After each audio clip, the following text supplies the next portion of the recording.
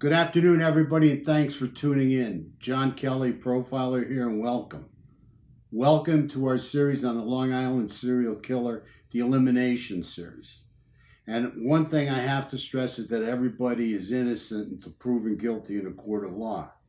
With saying that, I have to focus on our first person of interest that we're going to try and eliminate from the Gilgo Beach murders, and that's John Bitrollff.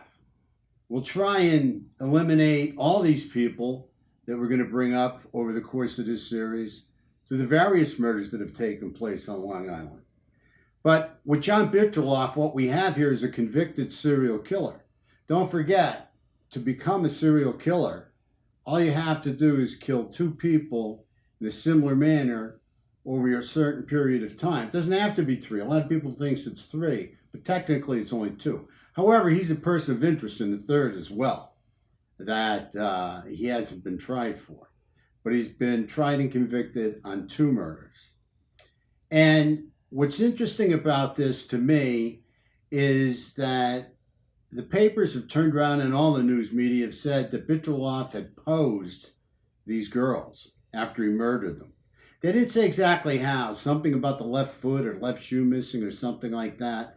So if there's any more details on that, we'd appreciate it if you'd, send them over to us. Bottom line is that when you have a serial killer that poses, that's a quite different kind of serial killer. And the reason they pose is because they're not only interested in their horrific art after they've killed someone, and with these two girls, they were beaten and strangled to death.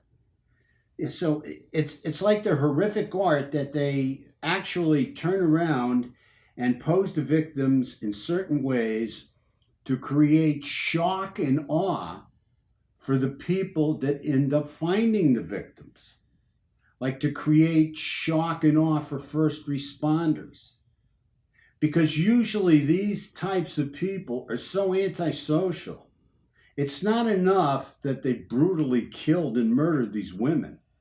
But then they have to pose them in a certain way to kind of strike out at society in general and create a very, very obscene, horrific looking picture for the first responders that show up. Now, also, to try and eliminate Mr. Bittrolff, we have to understand that he was about approximately 27 years old when these murders took place.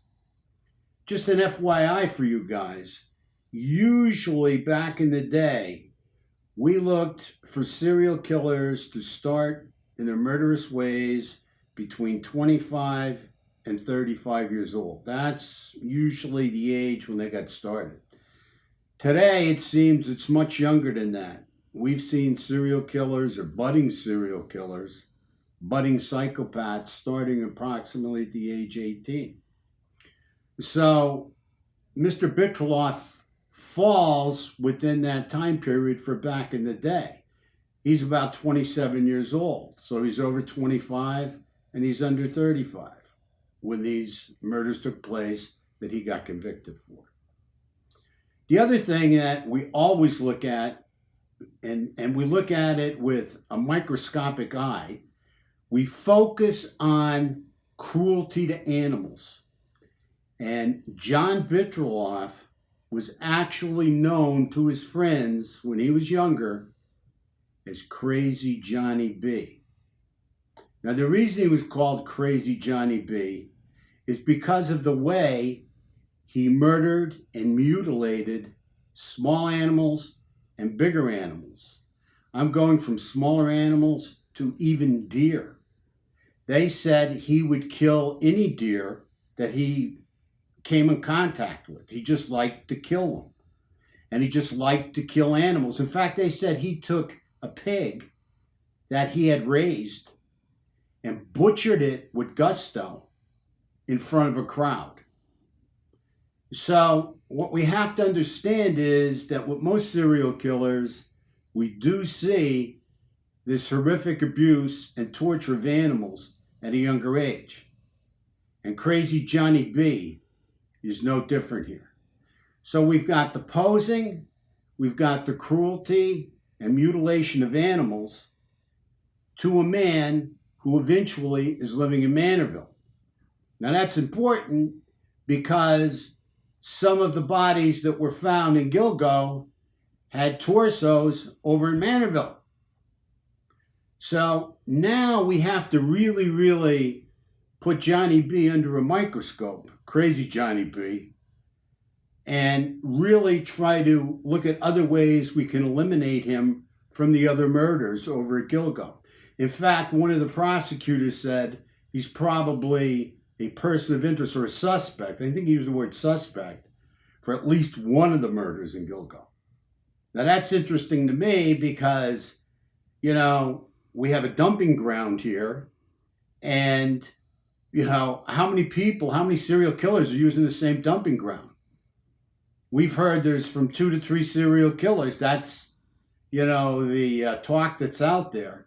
I don't believe that. I never believed that for a minute. I think the percentages are way against that. Way against there being 2 or 3 serial killers using the same dumping grounds. I've never seen it before. I mean, when you're in profiling and you're doing this kind of work, you have to play the percentages at some point. And looking at this case, I mean, what are the percentages that you're going to have 2 or 3 even serial killers, and I'm including John Bitrollff that's already been convicted of being a serial killer? What are the odds? What are the percentages you're going to have 3 serial killers using the same dumping grounds? Almost impossible, right? We have to really take a look at that if we're going to eliminate people here. We have to really take that into consideration. But then again, percentages against people that play the lottery, and we all know somebody always hits that Powerball sooner or later, and somebody always hits that Mega Millions sooner or later and bucks the percentages. So anyway, thank you so much for tuning in. Please continue to subscribe. More will be revealed. Have a great and safe weekend. Talk to you soon. Thank you so much.